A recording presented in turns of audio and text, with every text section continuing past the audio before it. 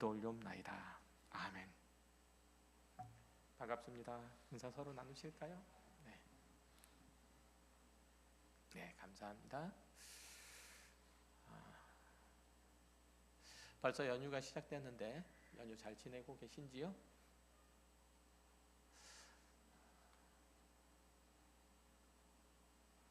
너무 어려우신가요? 질문이 너무 어려우셔가지고 대답을 못 하시는 것 같아요.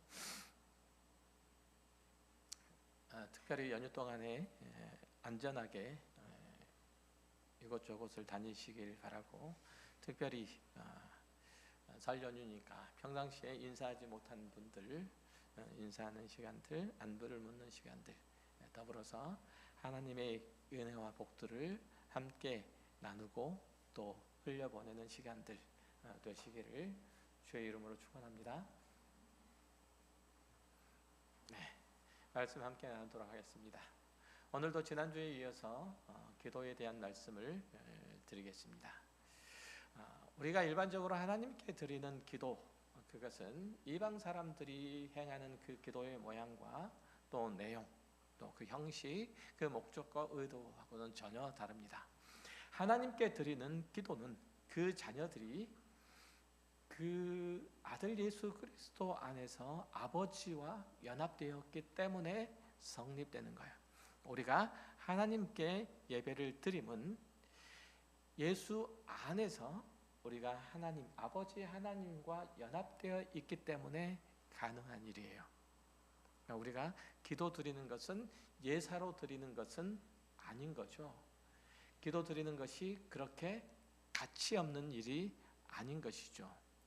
기도 드리는 것이 그렇게 허투루 그냥 의미 없이 흘려보내는 일이 아닌 거예요.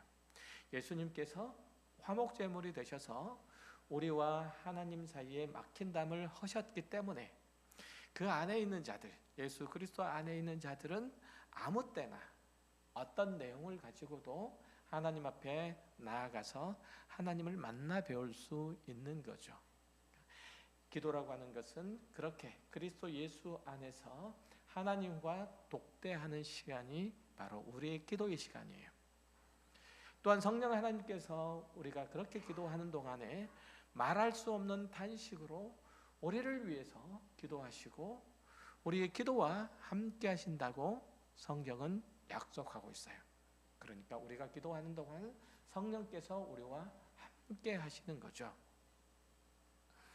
성도의 기도는 그렇게 하나님과 친밀하고 그리고 은혜로운 관계 안에서 그분께 우리의 모든 신앙과 삶의 형편과 우리의 기대와 우리의 소망과 또 우리의 삶의 어려움을 하나님 앞에 내려놓는 거예요.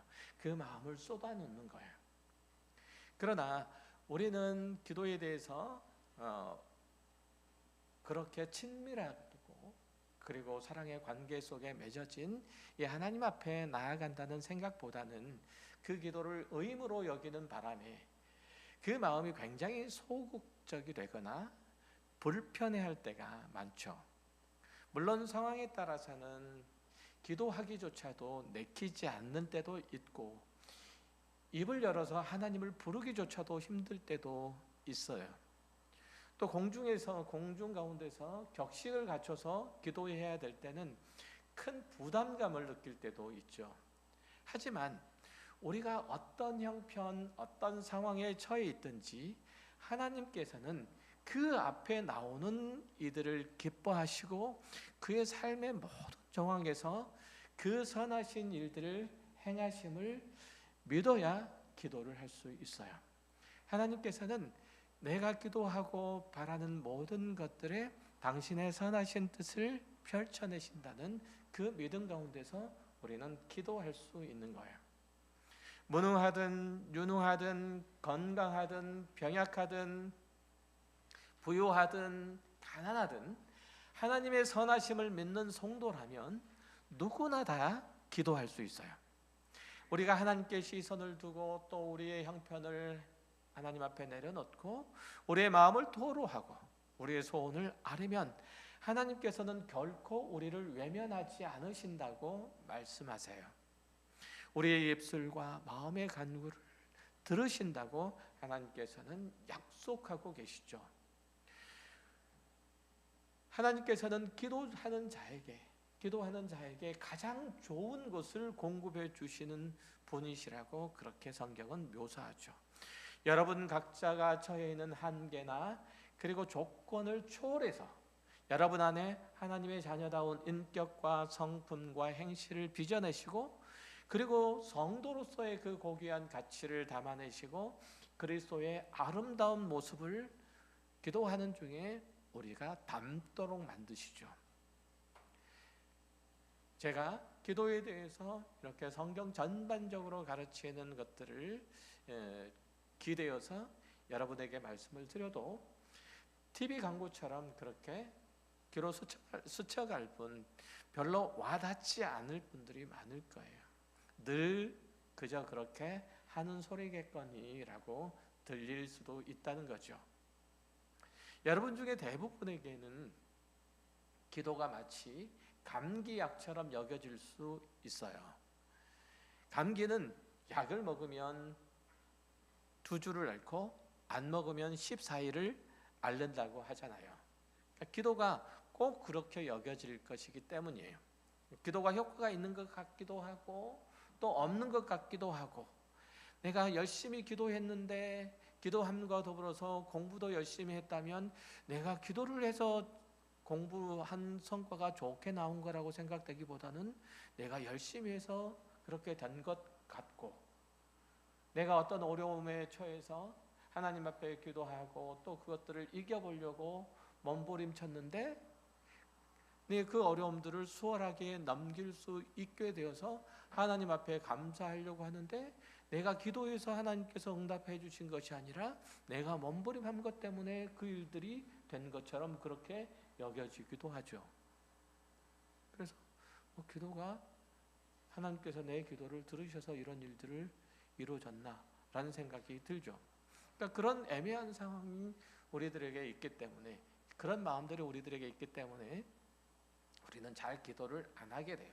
또 정말 간절히 기도해야 해도 아무런 변화가 없는 참 힘든 경험도 동시에 했기 때문에 그런 거죠.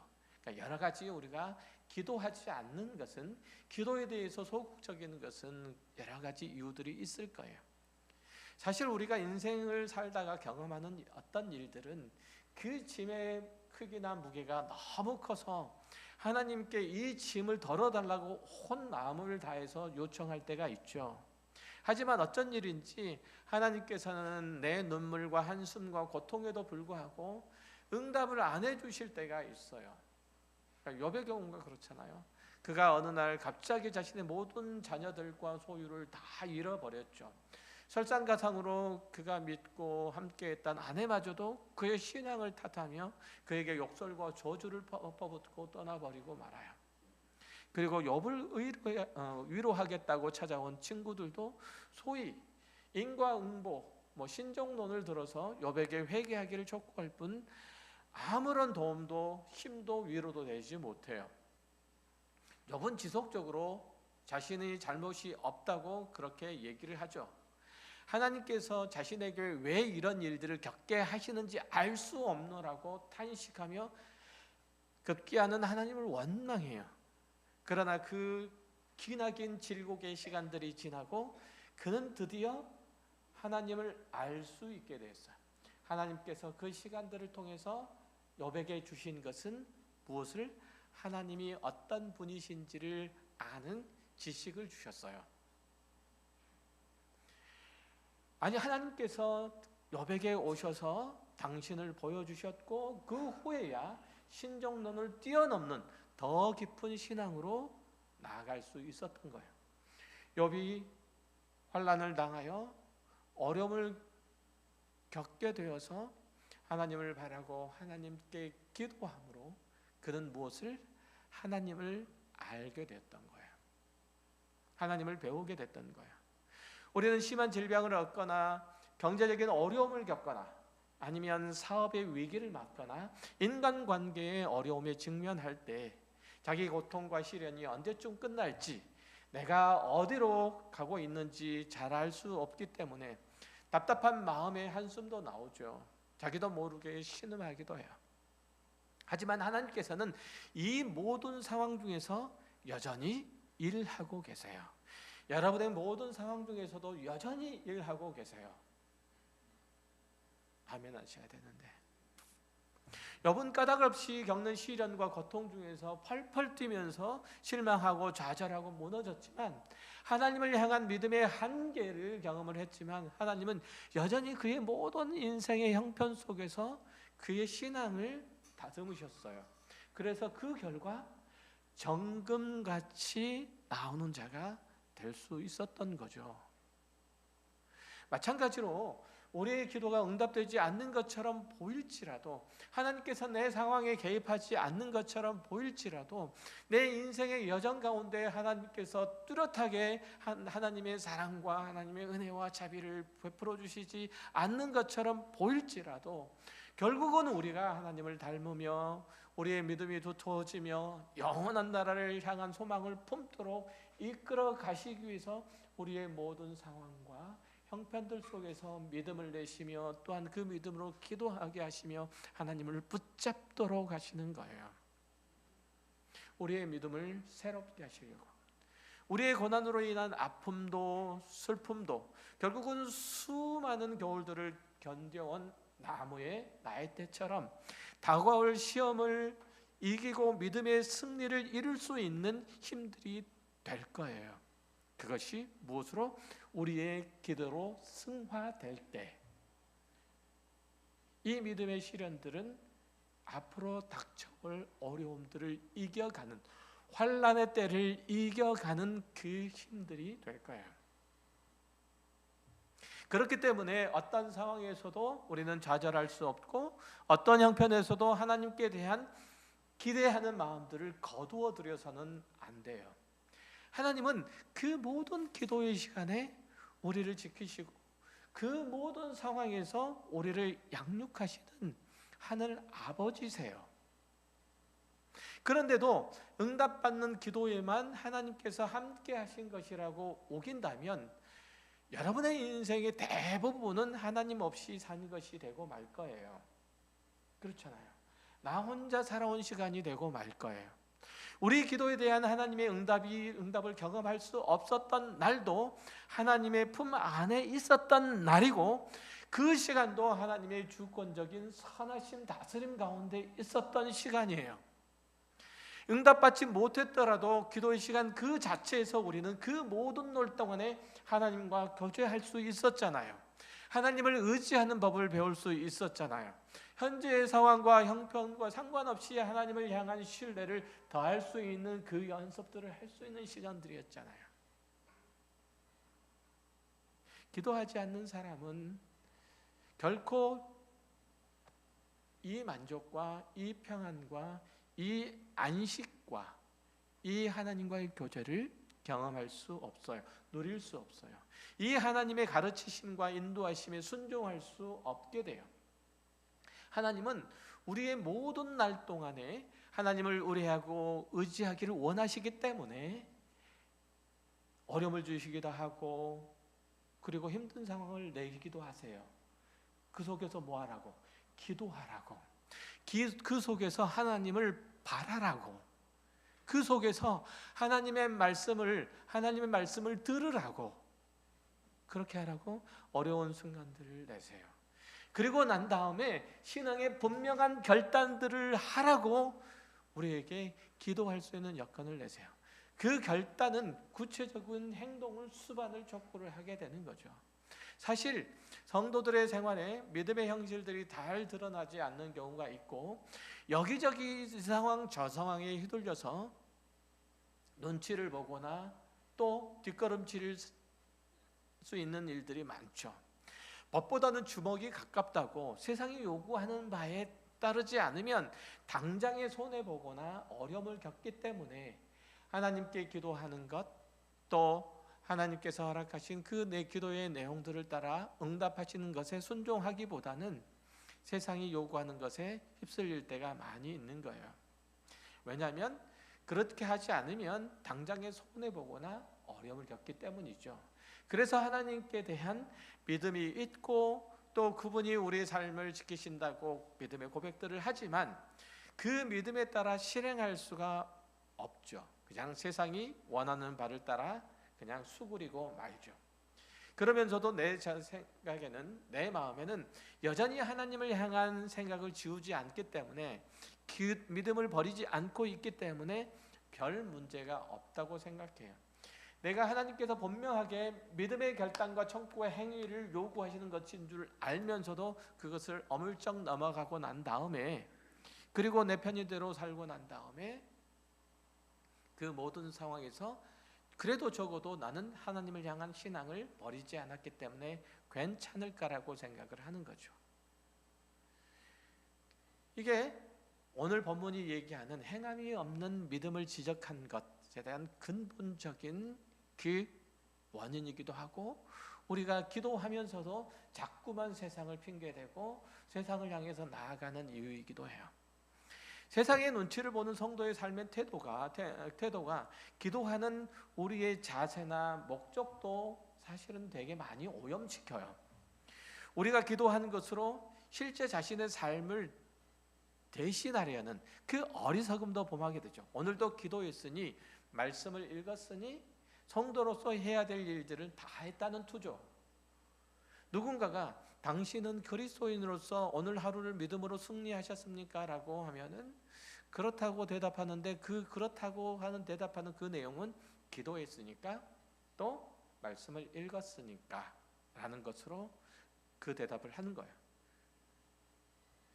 나머지 부분에서는 사실은 우리에게 오늘 하루 자체가 어제에 비해서 별로 특별할 것도 없고 나을 것도 없고 지극히 평범한 일상이었기 때문에 그냥 패스가 되는 거고, 다만 내가 기도한 것 자체, 말씀 읽은 것 그 자체만으로 내가 하나님께서 허락하여 주신 믿음의 자리를 지켜냈다라고 생각을 하는 거예요.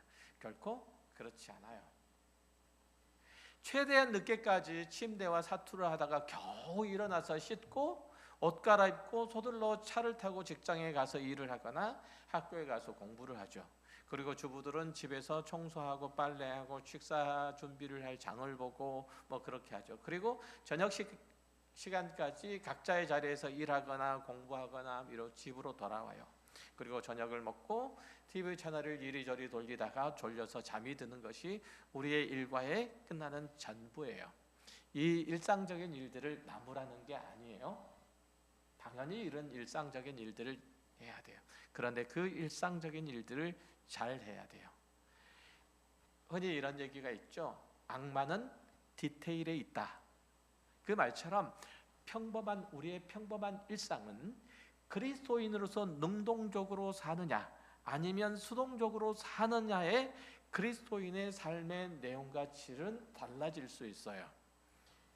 그러니까 방금 설명한 대로 쭉 일과를 진행해 가는 그 과정이 능동적으로 펼쳐지느냐 수동적으로 펼쳐지느냐에 따라서 그 디테일은 너무나 달라지는 거예요. 쉽게 얘기하면 직장에 나가서 만나는 사람, 또 주어진 업무를 대하는 태도가 달라질 것이고요. 그렇죠? TV 채널을 돌리다가 내가 보아야 될 것과 보지 않을 채널들을 선별할 거고요. 디테일이 달라지는 거예요.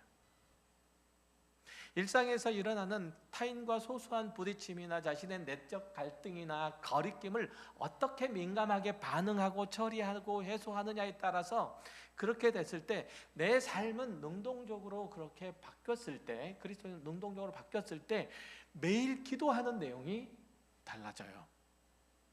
그리고 그 다음 날에 영적으로 싸울 거리가 생겨요. 이제는 기도는 그리스도인의 삶의 내용은 아니에요. 오히려 그 삶을 지탱하고 윤기 있게 하고 힘 있게 하고 승리하게 하는 도구이고 방편이에요. 마치 밥을 먹고 잠을 자는 것처럼 기도와 예배와 성경 읽기 등은 한 사람이 그리스도인으로 살아갈 수 있도록 그렇게 필요한 에너지를 공급해 주는 통로예요. 기도는 그리스도인이 하늘로부터 에너지를 공급받는, 영적 은혜를 공급받는 통로예요. 이로부터 영적인 에너지를, 자양분을 공급을 받아야 신앙인으로서 능동적이고 그리고 힘있게 승리하는 하루를 살 수 있어요. 새벽에 교회에 와서 기도하고 저녁에 일과를 끝나고 말씀으로 하루를 정리하고 그리고 하나님이 인도하심을 기대할 때 우리의 삶에 무엇이 영적 긴장감이 맴돌게 돼요. 영적 긴장감이 없으면 안 돼요.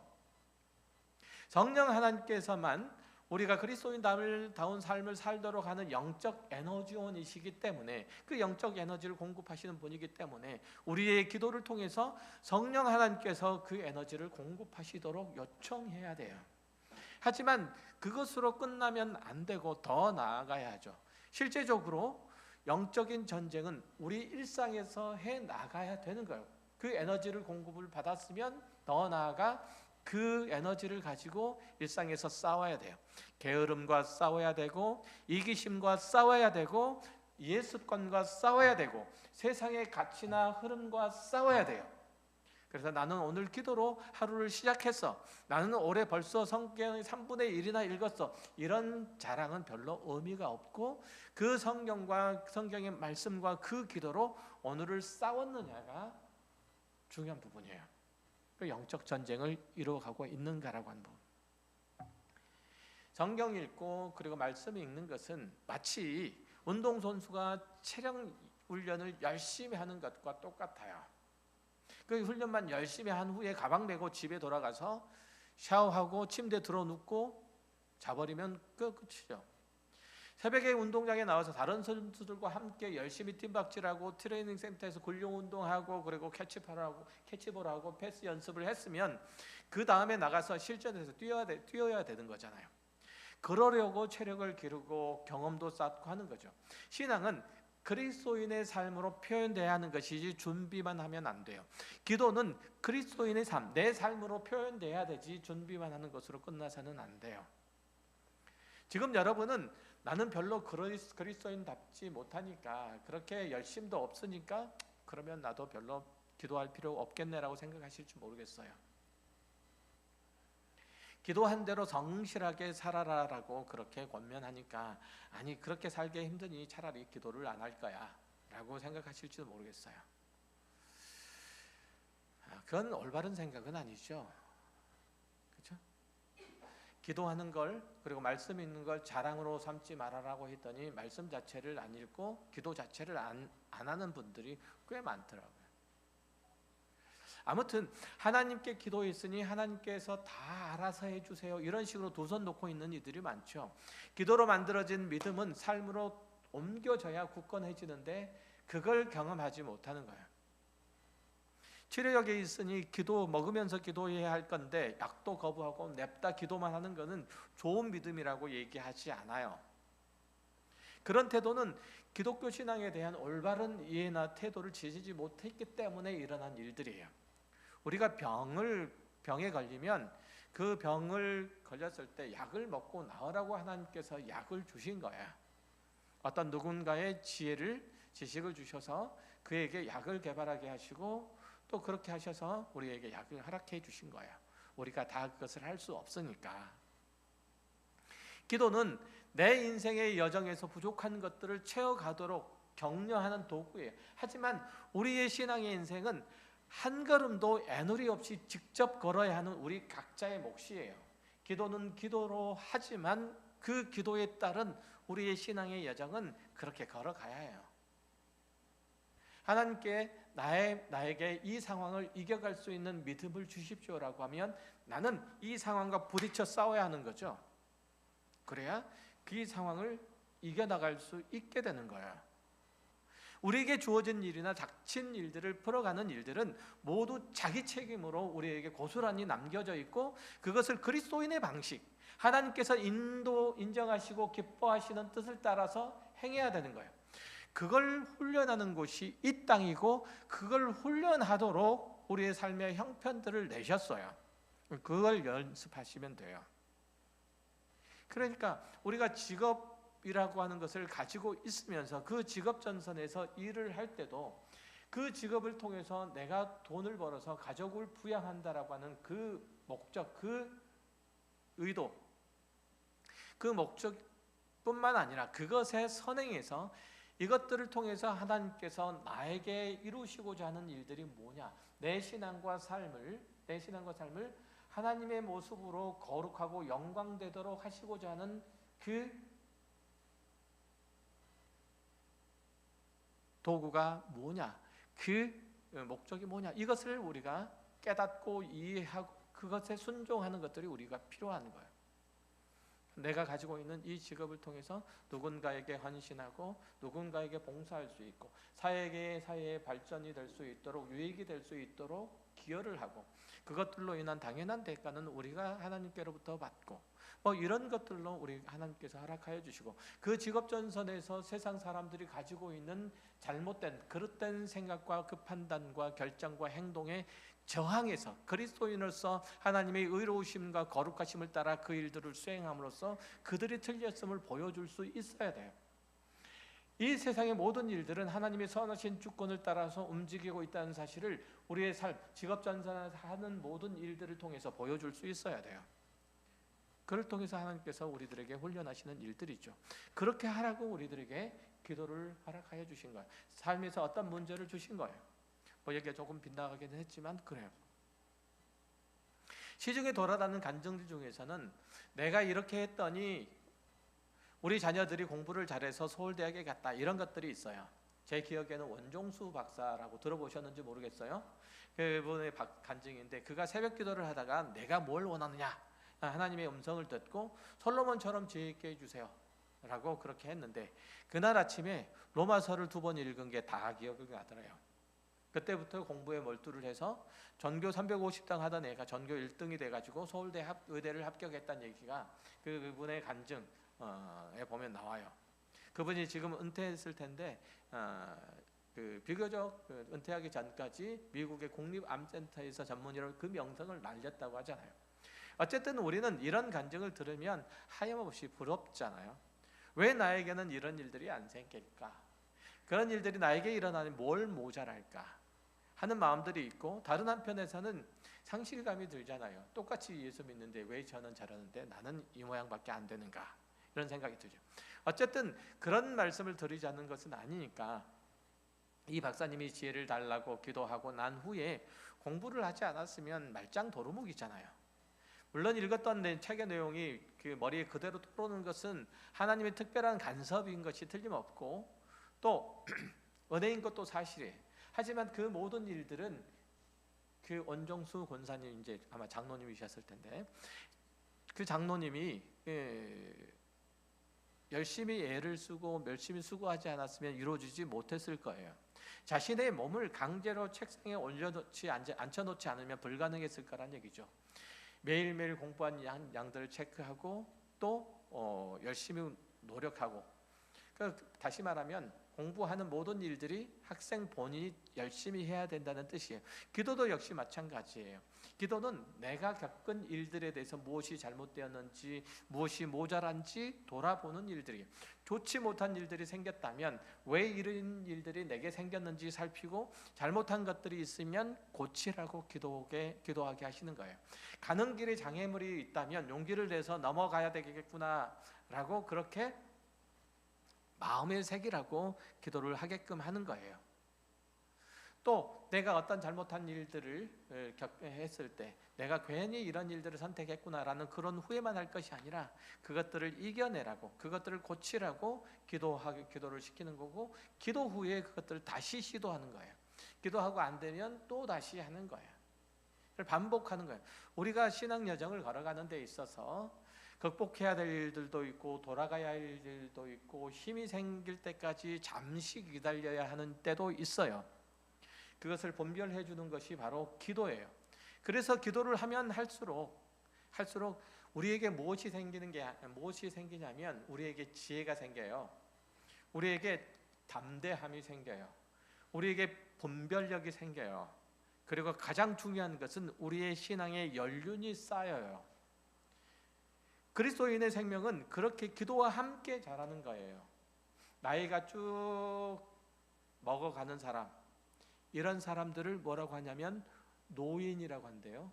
시간이 됨에 따라서 쭉 나이를 먹어서 70세, 80세 이렇게 되는 사람 노인이라고 한대요. 나이가 쭉 먹어가면서 삶의 연륜이 쌓이고 인격이 멋있어지고 훌륭해지고 중후해지는 것, 이걸 어른이라고 한대요. 우리가 교회를 쭉 나오기만 하면 그냥 교회 안에서 낡는 거예요. 낡아지는 거예요. 낡아지는 거. 늙어지는 거예요. 우리가 기도를 통해서 내 삶을 하나님께 묻고 고치고 새롭게 하면 우리가 그리스도 안에서 신앙의 어른들이 되어가는 거예요. 신앙의 어른은 아무나 되는 게 아니에요. 그래서 그리스도인은 그렇게 하나님께 드리는 기도와 함께 자라는 거예요. 하나님, 제가 그리스도인으로서 옆에 있는 사람에게 위로자가 되게 해주십시오. 간단하게 말씀드리면 하나님께서 저를 통해서 우리 회사가 복을 얻게 해주십시오. 하나님, 제가 어떻게 하면 제가 소유한 천국을 안 믿는 가족이 볼 수 있을까요? 이런 기도 제목이 있고 그에 대한 간절한 요청이 있을 때 그 신앙의 실천으로서 내가 무엇을 해야 될지 고민하게 되잖아요. 그런 더 높은 수준의 기도로 들어가지 못하니까 좀 더 균형 잡히고 신실한 신앙생활을 위한 욕심이 안 생기죠. 그러다 보니까 많은 성도가 기도를 통해서 자신의 신앙의 성장을 꾀하지 못하게 되고 그리스도인으로서 능력도 행사할 수 없게 돼요. 성령께서 베풀어 주신 그 은택을 따라서 내가 그리스도인으로서 멋있어지지 못하는 거예요. 그리스도인으로서 훌륭해지지 못하는 거죠. 그저 우리의 제목은 그래서 늘 그래요. 신앙생활 한지 1년이 됐든지 30년이 됐든지 한결같이 우리의 기도의 제목은 다 똑같아요. 우리 남편의 건강, 우리 아들 공부 열심히, 우리 딸 직장, 이런 것밖에 없어요. 전부 다 그래요. 그러니까 변하면 이전에는 우리 남편의 승진 그랬었는데 이제 60세가 돼가지고 이제 남편이 직장에 은퇴했으니까 직장 얘기는 안 하고 우리 남편 건강, 이렇게 바뀌는 것 뿐이에요. 그러니 우리가 그리스도인으로서 능력을 발휘할 수가 없는 거죠. 이런 기도는 또 1년, 2년 이렇게 지속할 수는 없어요. 계속 이런 기도의 제목을 가지고 3분, 5분 기도하고 나면 없잖아요. 그렇죠. 그러니까 그냥 기도 무용론에 빠질 수밖에 없는 거죠. 그동안 애써서 기도했는데 하나님께서 하나도 잘 안 들어주시더라. 이런 푸념을 늘어놓게 돼요. 그동안 열심히 기도를 한 것 같기는 한데 제대로 우리 신앙생활에 거룩을 만들어낸 것이 없다면, 어떤 신앙의 성취나 영적 성숙도 없다면 우리 안에 하나님의 생명이 자라나지 않고 또 우리가 그리스도의 성품으로 성숙해지지 않는다면 여러분이 가장 우선해야 될 기도의 제목과 내용을 바꿔야 돼요. 기도는 단지 우리 현실적인 필요를 공급받는 수단만이 아니고 그걸 공급받지 못한다는 얘기가 아니에요. 그런 수단만이 아니라 그것을 넘어서 가정과 교회에, 더 나아가서 이 사회와 온 세상이 하나님의 공의로우신 통치와 은혜로우신 돌봄 안에 있도록 하는 거예요. 그렇게 요구하는 거예요. 그리고 그것을 위해서 나에게 갖추어야 될 것이 무엇인지, 내가 애써야 할 것이 무엇인지 헤아려서 하나님께서 공급하시기를 바라고, 그것들을 가지고 세상에 나가서 세상의 모든 그 흐름과 가치와 그리고 세상의 정신들과 싸워서 내가 하나님의 사람으로 하나님의 말씀으로 승리하는 것을 보여줄 수 있어야 돼요. 세상을 따라 사는 사람보다 하나님의 백성으로서 그 나라를 사는 것이 훨씬 더 영광스러운 일이요, 복된 일이요, 모든 이들에게 기쁨과 감격을 주는 일이라는 것, 그리스도인으로서 보여줄 수 있어야 돼요. 우리는 세상 사람들에게 능히 하나님께서 허락하시는 은혜를 따라 그 사람들에게 감격하게 할 수 있는 자들이에요. 아, 인생이라고 하는 것이 이렇게 살아가는 것이구나. 직업을 가지고 그 직업 활동을 한다는 것이 이런 것이구나. 가정 생활을 한다는 것이 이런 것이구나. 부부 생활을 한다는 것이 이런 것이구나. 세상 사람들에게 답을 줄 수 있는 사람들이에요. 누구만? 우리만. 그거예요. 그래서 우리의 기도는 늘 신앙의 깨달음과 분별과 영적 지혜를 얻도록 해달라는 방향으로 늘 나아가야 돼요.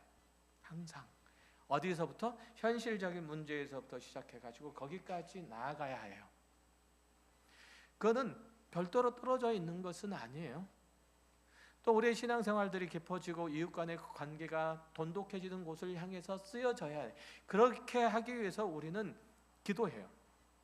그리고 기도할 때 늘 기도의 내용들을 말씀에 따라서 비춰보고 또 기도하는 것을 자신의 삶에 적용하려고 노력해야 되는 거예요. 기도할 때마다 내가 기도한 것이 무엇인지, 성경이 제시한 그리스도인의 삶과 신앙의 길들이 합한 것인지, 그리스도인으로서 신앙의 어떤 부분을 채워가야 하는지 확인해 봐야 돼요. 기도는 특별한 선물을 얻기 위해서 하나님께 때를 쓰는 것만은 아니에요. 그걸 하지 말라는 것은 아니에요. 뭐든 다 기도할 수 있어요. 그것을 넘어가자는 거예요. 이제 그것과 더불어 우리가 해야 될 일을 하나님께 떠밀고 최상의 결과를 내시도록 아부하는 게 기도가 아니에요. 기도는 내가 마땅히 가야 할 길들을 하나님께서 대신 가시도록 하는 것도 아니에요. 내가 성취해야 될 결과를 하나님께서 대신 이루도록 요구하는 수단도 아니에요. 이것들은 다 이방인들이 하는 기도예요. 기도는 주께서 요구하시는 신앙의 깊이와 넓이를 지니도록, 내가 하나님께서 기뻐하시는 자녀로 넓고 포근한 품을 가지도록, 하나님이 훈련하시는 이 여정을 잘 감당할 수 있도록, 그래서 내가 서는 곳이 내 삶의 인생이 하나님의 나라가 되도록, 어디가 되도록? 하나님의 나라가 되도록, 내 삶의 자리가 하나님의 나라가 되도록, 쉽게 얘기하면 에덴 동산이 되도록 만드는 거예요. 어디가? 내 삶의 자리가 어디가 되도록?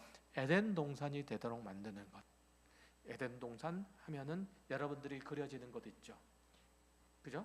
여러분들이 그려주는 그 이미지 있죠. 거기에다 대해서 하나님의 뜻이 온전히 이루어지는, 하나님의 영광이 온전히 나타나는, 하나님의 선하시고 의로우신 통치가 온전히 이루어지는, 누구를 통해서? 나를 통해서. 그래서 주변에 있는 사람들이 그 에덴 동산으로 초대될 수 있어야 돼요. 그렇게 하시기 위해서 하나님께서 우리에게 기도라는 은혜의 방편을 허락해 주셨어요. 그러니 우리가 살아가는 모든 삶 속에서 사실 우리가 행할 수 있는 모든 것들, 특별히 하나님께서 허락하여 주신 은혜의 통로라는 사실들을 기억하시기 바라요. 기도를 통해서 우리는 하나님의 지혜와 능력과 분별력과 신실하심을 구할 수 있어요. 기도할 때 하나님께서는 우리의 눈을 밝게 하세요. 유혹과 시험에서 이길 힘을 주시고 올바르게 성실하게 살아갈 수 있도록 능력을 주세요. 그러나 그 모든 선택과 결정과 결심에 대해서 실행하고 거기서 발생한 모든 어려움을 받아내는 당사자도 역시 우리라는 것을 잊어서는 안 돼요.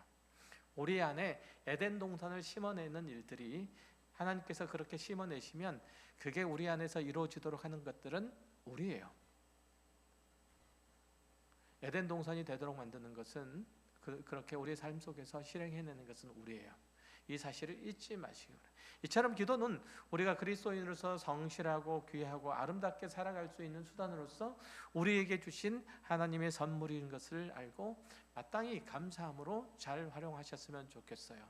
특별히 광고 삼아가지고 한 말씀 더 드릴게요. 뒤집어졌네. 뭘 붙였어야 되는데 죄송합니다. 가까운 교회 40일 기도회. 여기 많이 불편하셨겠네요. 이거 많이 불편하셨죠? 괜찮으셨어요? 전반기 40일 새벽 기도회가 시작돼요. 2월 3일부터 시작해서 3월 28일 금요일까지인데 가급적 교회에 나와서 6시에 기도하시고, 너무 모신 분들 중에서 새벽에 하실 수 있는 분들은 온라인에서 기도하시고, 그리고 뭐 생활 패턴이 이 새벽에 나오거나 또 온라인에 새벽에 기도할 수 없으신 분들 있죠. 그분들은 이제 저녁 시간에 나오셔도 되고, 저녁 시간에 나오실 수 없는 분, 정 그럴 분들 같은 경우는 뭐 댁에서 골방을 찾아서 기도하셔도 되고, 어쨌든 40일 동안은 꾸준하게 성실하게 내 기도의 습관들을 드리고, 이 기도를 통해서 하나님께서 나에게 주신 믿음의 그 분량을, 또 하나님께서 우리 가운데 역사하시는 하나님의 신묘막측한 그 손길들을 경험할 수 있는 그 시간들로 삼으시기는 이 시기가 되시기를 주의 이름으로 축원합니다. 기도하겠습니다. 하나님 아버지, 감사합니다. 하나님께서 저희에게 은혜와 사랑을 베푸시고 그 자비와 긍휼로 우리를 늘 이끌어 가십니다. 하나님, 우리에게 은혜의 방편인 그 기도를 허락하여 주신 것들도 다 그 때문입니다.